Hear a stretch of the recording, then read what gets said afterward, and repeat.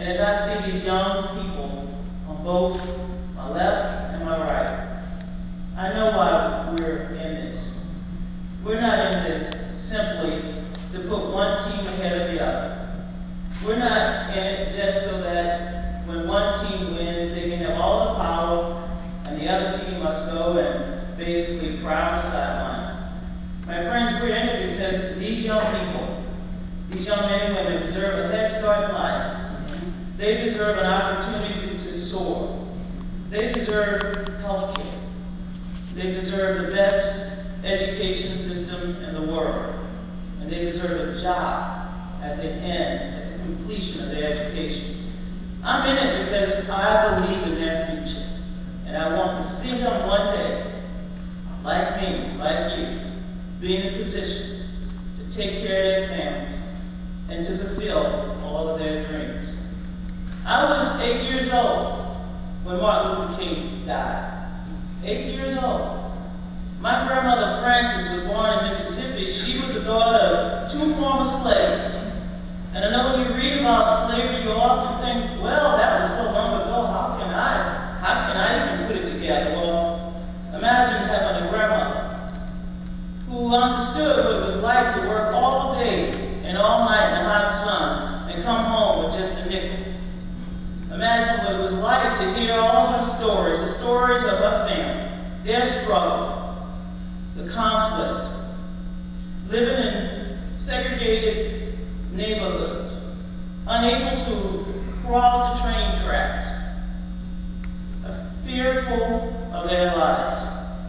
So that Thursday afternoon when Dr. King was shot in Memphis, Tennessee, we got home from school and my grandmother said, often, those of you who might be too young to understand, we actually had to take off our school clothes. They were all good clothes. And we put on our play clothes. Well, that day, my grandmother told us to come into her room. She called us in all our births: Cheryl, Sheila, Donna, Taylor, Chet, Lisa, Demetri, Kevin, Ziola. There were 9 of us. And she said, get on your knees. And whenever my grandmother said, get on your knees, you just got on your knees. You didn't question her. And she said, we got to pray. Dr. King, Dr. Martin Luther King Jr. was shot. And we looked at her and we couldn't believe her. And I'll never forget, my sister said, well, who would shoot him? He's a nice man. He's a preacher. And I looked at my grandmother and I said, will he live? She said, we pray. Perhaps he will live. Well, later that evening when my parents came home, my mother Jean was a maid. She worked downtown in New Orleans. My dad, Lionel, was a janitor. When they got home, the news was all over the TV. Dr. King was murdered. Dr. King was dead. Once again, we had to get on our knees. And I'll never forget this. My parents told us that we had to pray for Dr. King's family. We had to pray for Dr. King to go to heaven. That's what Catholics do. But my father said we better pray for that murderer, that person who killed Dr. King, and pray for his family or her family. Back then we didn't have gender. He said, just pray for him. And we said, uh-oh. Why do we have to do that? Mm-hmm. And like my grandmother, you didn't question my father or my mother. My father said, do as I tell you and pray for the murderer and his family as well. The next day, my friends, I got up. My parents were sort of afraid to leave us alone.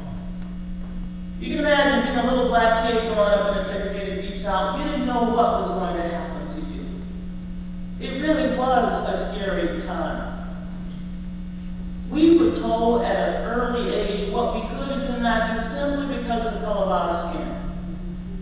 We were told that even when we went to Mass on Sunday, and we went every Sunday, I still go every Sunday. And when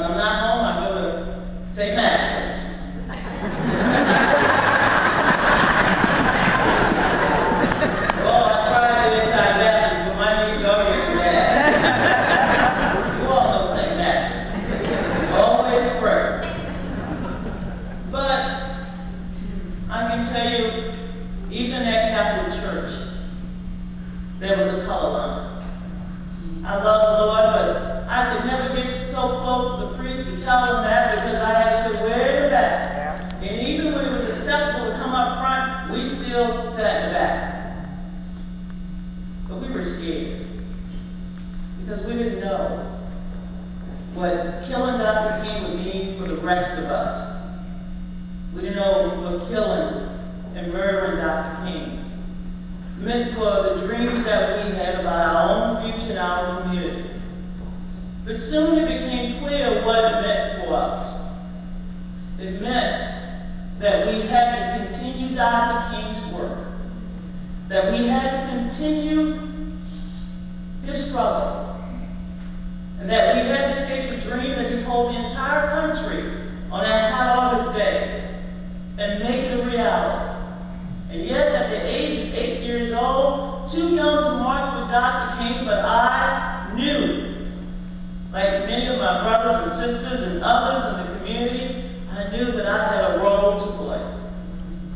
Now imagine a little kid, you know, we had Jack and Jill, we had Spot, Dick and Jane, we had our little cartoons, we had our TV shows, but we also had, in Dr. King, a living example of what Jesus, or what the good Lord was all about. We knew that Dr. King cared about the poor, and we were the definition of poor. We put P into poverty. But we were not pitiful. Because my parents, when my mother cooked red beans on Monday, everybody in the community had red beans. When my daddy would go fishing on Friday after work and come back on Saturday morning, I don't know why I had to go fishing overnight, but that's a story I've learned.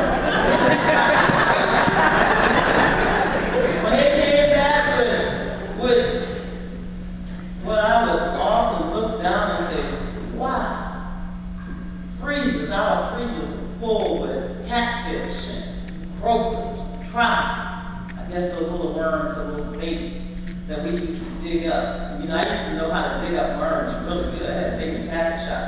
My dad would come back with buckets and buckets and buckets of fish, and everybody in the neighborhood had fish. We were poor, but we were determined to live out Dr. King's dream. And for me, it was simple.